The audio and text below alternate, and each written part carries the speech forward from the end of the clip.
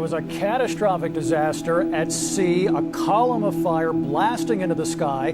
The explosion happened aboard a mobile offshore drilling unit called the Deepwater Horizon. More than 175 million gallons of oil have spewed into the Gulf, and now oil will gush full force. The epicenter of the spill was 70 miles or so offshore from the Louisiana coastline. The direction the oil first started to move, it looked like the spill would initially hit about Venice, Louisiana. These Associated Press images shocked the world. They were taken June 3rd along the Louisiana coast.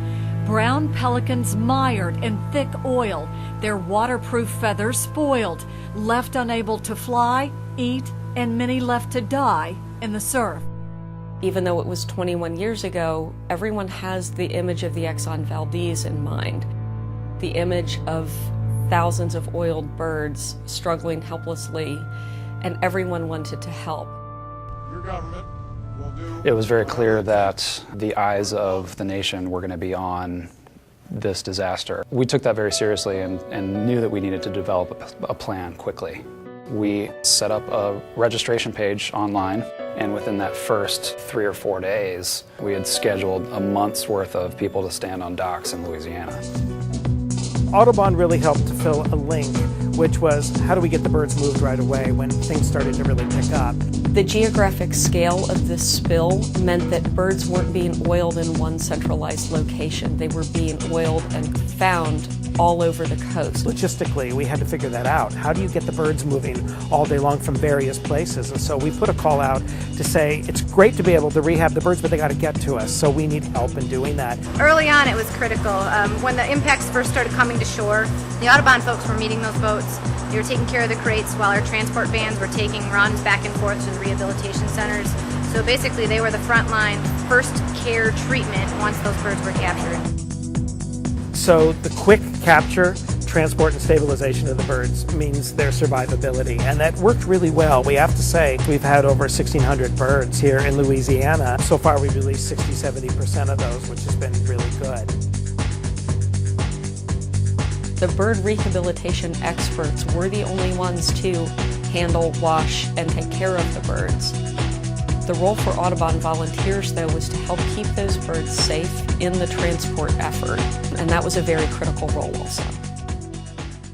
The Volunteer Response Center really served as a gateway for volunteers to be mobilized all over the Gulf Coast. We registered 35,000 volunteers. There was clearly a need for a hub operation that we could stage volunteers, train them, coordinate them, communicate outwardly to the thousands of people that had registered with us to help out in some way. There were several programs that were born out of this spill for Audubon. The Coastal Bird Survey gave us the opportunity to be able to post citizen scientists, volunteers all over the Gulf Coast to be able to monitor a stretch of beach where they could be able to report back data. So across the Gulf Coast, we have volunteers out monitoring birds. In Mississippi and Alabama, we have the Coastal Bird Survey. In Louisiana, we have an oil bird monitoring program. In the Florida Panhandle, we recently plugged volunteers into their shorebird monitoring program.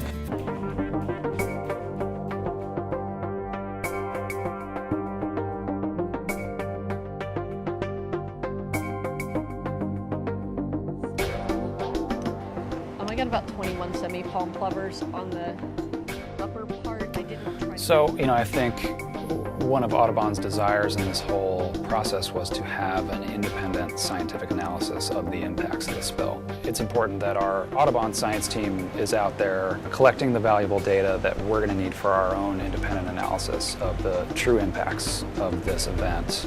We're doing bird surveys and came upon this area with lots of oil tar balls.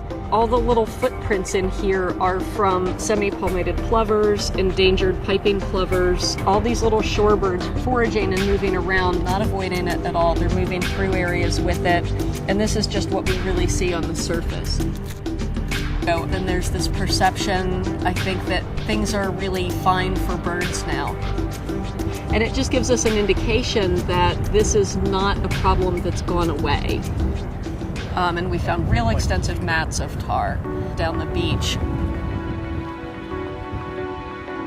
What I still worry about is what's happening to the food chain. There's a lot of oil still out in the system, a lot of dispersants that's been used to get rid of that oil, and has that affected those food chains? It takes time for things to move from the microscopic organism up into the birds.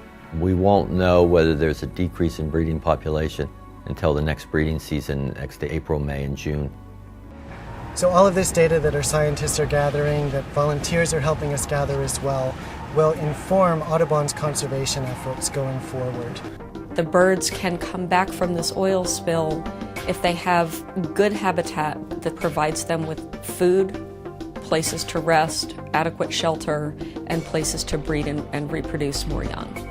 We need beach steward programs. We need volunteers monitoring colonies to try to help protect them during the breeding season. We need data on birds across the Gulf of Mexico, and we can only do that with a strong volunteer response across the Gulf Coast. It doesn't stop with keeping the beach cleaned up from this oil. We've got to provide for that long-term welfare. My granddaughter takes my field guide and looks through it and wants to know if we can go find this bird. You nurture that curiosity. And if they have fun doing things like that, they're really going to look even deeper and they're going to take care of all this stuff. We've got to get a few people to make that positive impact, and we become a family of stewards. We've got an impact with every step we take. One of the things that I quickly started to recognize after this oil spill was just how important healthy ecosystems are for people as well as for wildlife, and how we could use birds as a barometer of that healthy ecosystem. I've always kind of been amazed at how important that message is for people to understand what's going on and understand how they can help. I'm a conservationist who loves birds, and birds can do okay on their own as long as they have a safe place with sufficient food to live, and I want to see us be able to provide that and reduce the threats such as oil spills that continue to impact them.